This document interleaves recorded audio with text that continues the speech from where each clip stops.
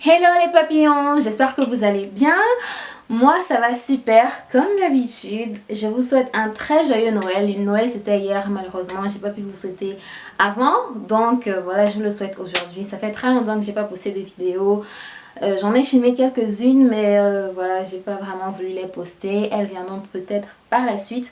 Donc voilà, aujourd'hui comme vous pouvez le constater dans le titre, je vais vous parler de mon expérience à l'élection Miss Cameroun 2020. Plusieurs personnes m'ont posé des questions par rapport à ma participation à l'élection, pourquoi on ne me voit pas dans les photos, etc. etc.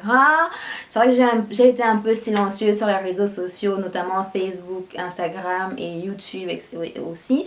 Donc là, dans cette vidéo, je vais tout vous raconter, je vais répondre à toutes les questions qui m'ont été posées. Donc je les ai regroupées en 5 principales questions et voilà, c'est parti.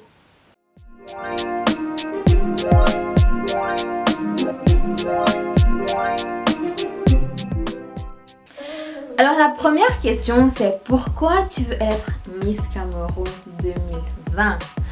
Voilà, pourquoi je veux être Miss Cameroun tout court parce que 2020 c'est déjà passé, c'est déjà mort. Donc premièrement, c'est parce que c'est un rêve. Je sais que ça pourra paraître un peu cliché, je rêve, c'est un rêve d'enfant, etc. Mais en fait non, c'est vraiment une aspiration. Vous savez, quand quelqu'un dit qu'il a un rêve dans la vie, c'est pas qu'il s'est levé un matin comme ça et dit waouh, Miss Cameroun là, il faut que je fasse ça. Non, c'est pas ça du tout, rassurez-vous. Moi, j'ai commencé à m'intéresser au concours de beauté quand j'étais en classe de 4e. Parce que ma marraine, quand j'étais à l'internat, avait participé au concours de notre collège et elle avait été première dauphine. Et j'avais beaucoup aimé m'entraîner avec elle, défiler, etc. Je trouvais ça très passionnant, je prenais beaucoup de plaisir à le faire. Et voilà, j'ai commencé à m'intéresser, je regardais dans les autres collèges, les concours de mix, etc., les concours de beauté. La beauté des filles, l'intelligence des filles, ça m'intéressait beaucoup. Et je me suis dit que voilà, je peux le faire, j'aimerais bien le faire, faire participer à un concours de beauté plus tard. Et donc en 2013, pendant les vacances, je me rappelle c'était en août, en juillet ou août, je sais plus trop. J'étais en vacances au village avec ma famille et on regardait tous en direct l'élection Miss Cameroun 2013 à la télé. Et vous savez qui avait gagné? C'était Valérie Ayena. Donc je sais pas, elle m'avait tellement captivée, ça m'avait tellement plu. J'aimais tellement son charisme, sa façon de faire, la confiance en soi qu'elle dégageait. Et c'est cette année-là, en 2013, j'avais quel âge en 2013? Je devais avoir 16 ou 17 ans et je passais de la première à la deuxième année université. Et cette année-là, je me suis dit waouh, ça je veux le faire. En fait, le rêve, le désir a été encore plus grand en moi et je me suis dit vraiment, je veux participer à l'élection Miss Cameroun, je veux être Miss Cameroun un jour.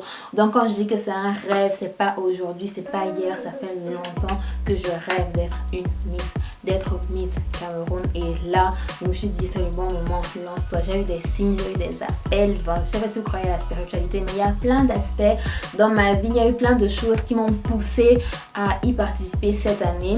Malheureusement ou heureusement, je suis pas allée très loin dans la compétition, mais on a encore du temps, donc ce ne sera probablement pas la dernière.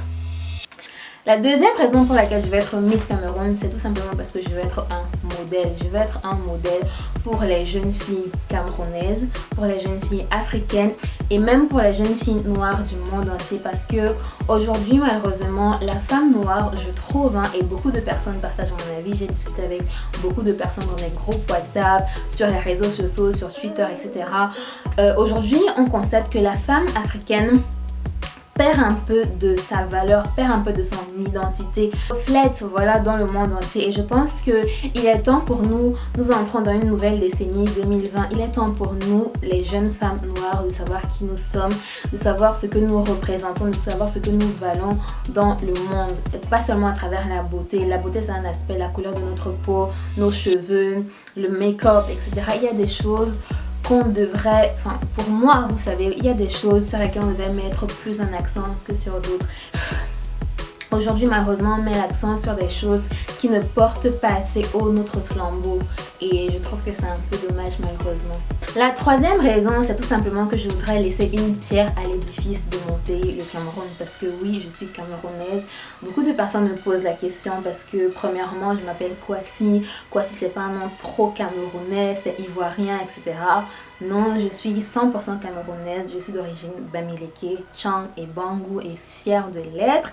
Je voudrais apporter une pierre à l'édifice de mon pays parce que je suis fière d'être camerounaise. Dieu m'a fait naître dans ce pays-là, ce n'était pas un hasard. Il y a des raisons et je pense que je me dois, j'ai le devoir en tant que citoyenne camerounaise d'apporter une pierre à l'édifice et cela se fera au travers des projets que je porterai en tant que Miss Cameroun.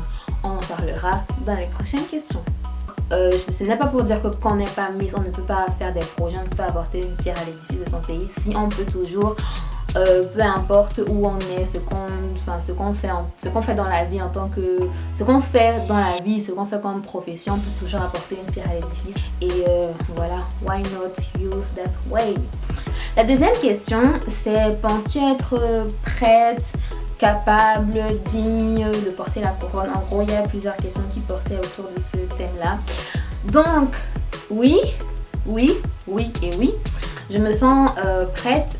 Il y a une de mes amies, une de mes meilleures amies d'ailleurs, qui m'a dit voilà Chloé, ne participons pas cette année, attendons l'année prochaine, prenons plus de temps pour nous préparer, etc. Je pense que je l'ai compris parfaitement, mais moi je lui ai dit bah écoute, autant mieux faire maintenant. Ça va passer ou ça va casser, mais au moins on aura une certaine expérience et ça nous prendra de se servir de certaines leçons qu'on aura acquises. Il y aura toujours des choses qui ne vont pas aller exactement comme on voudra, il y aura toujours des choses qu'on pensera pouvoir améliorer et ça c'est clair, il y a toujours des choses à améliorer, mais à un moment il faut se dire là c'est bon, là j'y vais, là je me lance. Le concours Miss Cameroun c'est de 18 à 28 ans, moi j'ai 23 ans, j'ai eu 23 ans cette année et voilà. J'aurais pu commencer à participer depuis que j'avais 18 ans. Donc en gros, le moment parfait pour être prêt n'existe pas. Il faut juste avoir le courage à un moment donné de se lancer, de dire voilà, je suis une personne à part entière et entièrement à part. J'ai des choses à apporter à la société, j'ai confiance en moi. Je sais que c'est quelque chose, c'est une chose à laquelle j'aspire. J'ai tout pour y arriver. Il faudra juste que je me donne les moyens de faire les choses bien, de bien communiquer aux gens, de bien communiquer mon message aux gens, de faire entendre ma voix. Et oui, donc je me sens prête, je me sens capable, je suis camerounaise. En gros, je remplis tous les critères pour être Miss Cameroun et je pense que toutes les filles qui remplissent tous les critères et qui se sentent capables de le faire ne devraient pas hésiter à se lancer parce que ça vous donne une certaine confiance en soi, ça vous donne, comment dire ça, vous upgradez parce que ça vous donne une certaine expérience, ça vous donne une certaine ouverture, voilà, parce que c'est pas facile de participer à un concours quel qu'il soit, surtout les concours de beauté. Il y a beaucoup de personnes qui aimeraient le faire mais qui n'ont pas le courage de le faire. Donc si vous y pensez les filles, n'hésitez pas. Quel qu'en soit votre pays, même si vous êtes sénégalaise, bref, vous les jeunes filles qui me regardez, qui aspirez voilà, à participer, ne serait-ce que pour l'expérience, ne serait-ce que parce que voilà, vous aimez bien ça, faites-le, vous êtes jeune, vous êtes belle, il y a toute la vie devant vous, même si vous échouez, même si vous n'êtes pas élue Miss, ce n'est pas grave, ce n'est pas la fin du monde, l'essentiel c'est d'avoir osé le faire, d'accord? Donc ayez confiance en vous. La troisième question... Pourquoi avoir choisi de représenter la diaspora de la France? Waouh! Alors, je ne sais pas si vous le savez, mais dans le monde entier, il y a des communautés de Camerounais.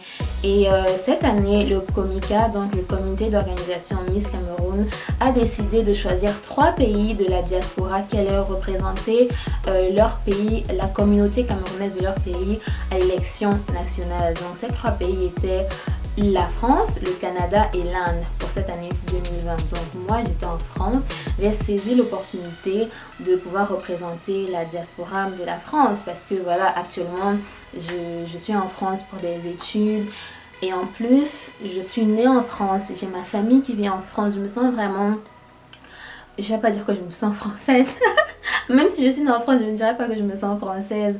Mais en fait, je sens vraiment une certaine appartenance à ce pays, en tout cas à la communauté camerounaise de ce pays.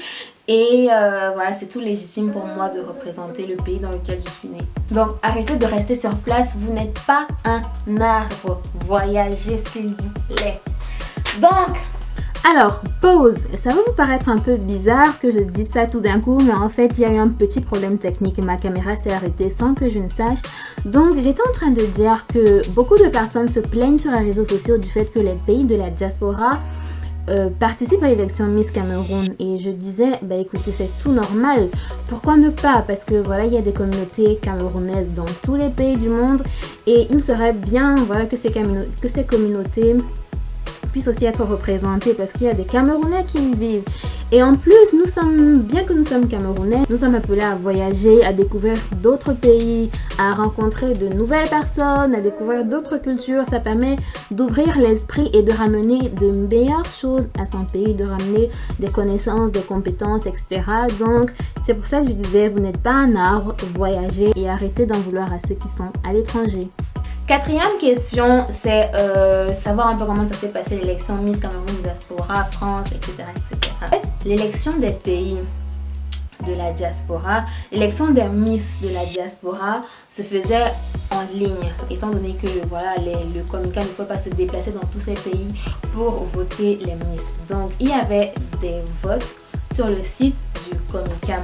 La France a été le dernier pays à participer. Le premier, c'était le Canada. Apparemment, la Miss Canada était la seule représentante. La Miss Inde aussi était la seule représentante. Donc, il n'y a pas eu de vote pour elles. Elles ont été tout simplement élues. Enfin, elles ont été tout simplement choisies parce qu'elles étaient les seules à se présenter. Donc voilà, naturellement, il allait de soi que c'était elle. Concernant la France, nous étions deux Camerounaises de la diaspora française à vouloir représenter cette communauté à l'élection finale Miss Cameroun. Donc, il y a eu une phase de vote en ligne qui a duré une semaine, donc 7 jours.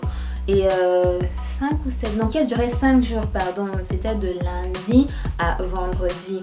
Et voilà, on a dû faire une vidéo de 1 minute 30 secondes à peu près qui présentait qui nous sommes, notre projet et pourquoi est-ce qu'on devrait représenter la diaspora de la France à l'élection Miss Cameroun. Moi particulièrement, ça a été un plaisir. Je remercie infiniment mes 3 amis qui m'ont aidé à faire la vidéo avec la voiture, à filmer et à prendre les différentes prises de vue.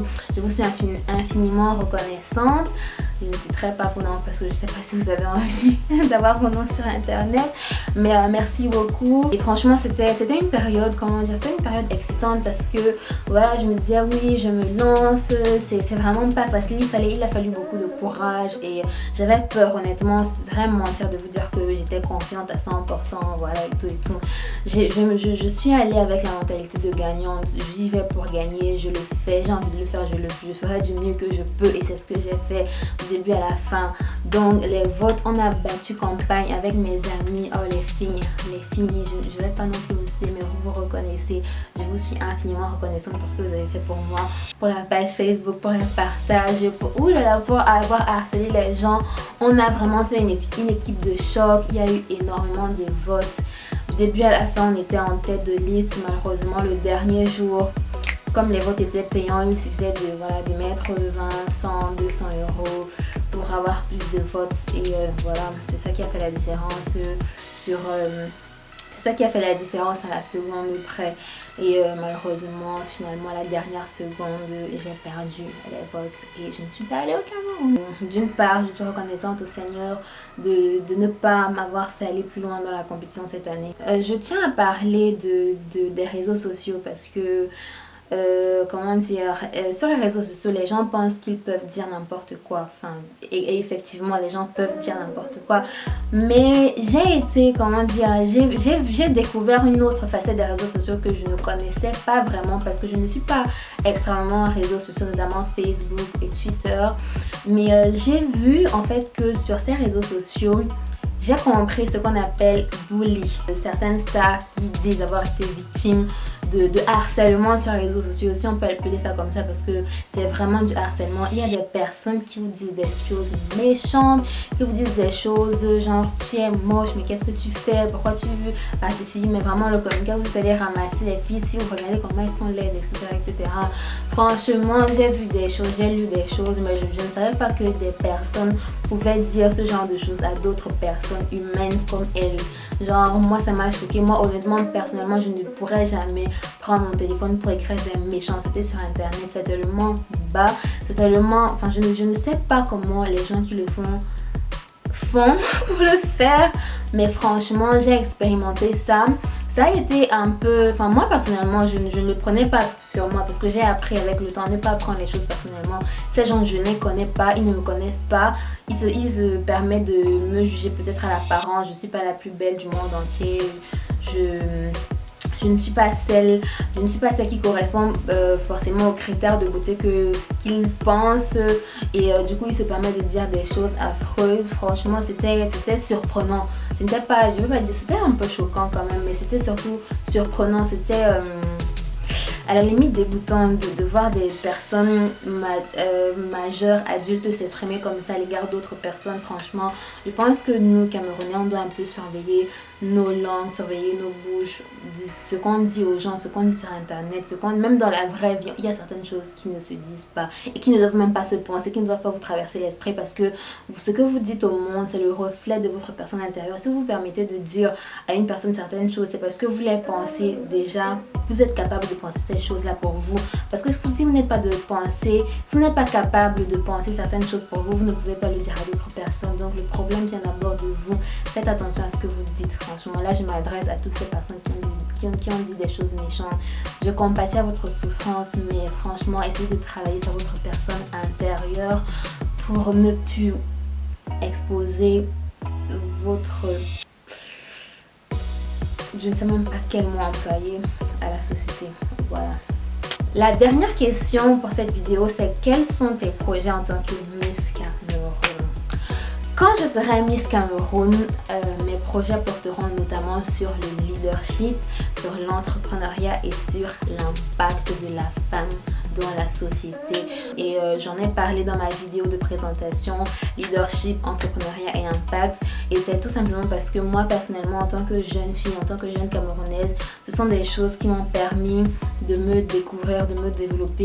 Je pense que c'est très important que la femme prenne conscience de sa place dans la société, qu'elle sache qu'elle peut entreprendre. On n'est pas condamné à être des employés, ça vaut pour les femmes et pour les hommes aussi.